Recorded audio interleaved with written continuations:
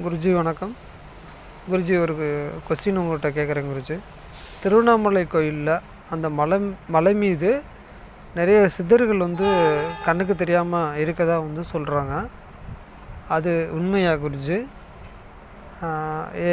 என்ன மாதிரி இப்போ பயிற்சி மேற்கொள்கிற சீடர்கள் அந்த மலையில் போய் தியானம் பண்ணலாமா குருஜி? விளக்கம் கொஞ்சம் கொடுங்க. வணக்கம். அதாவது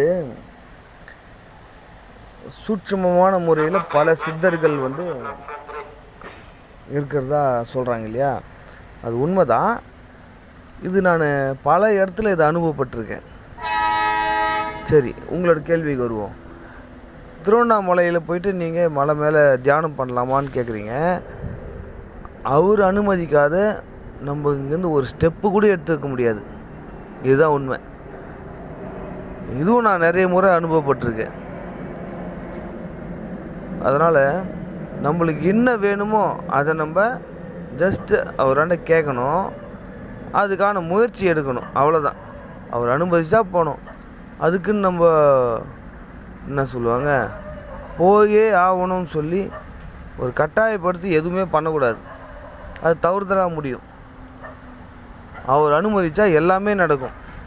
போகிறதுக்கு அதுக்கான காசும் சரி எல்லாமே ஆட்டோமேட்டிக்காக நடக்கும்.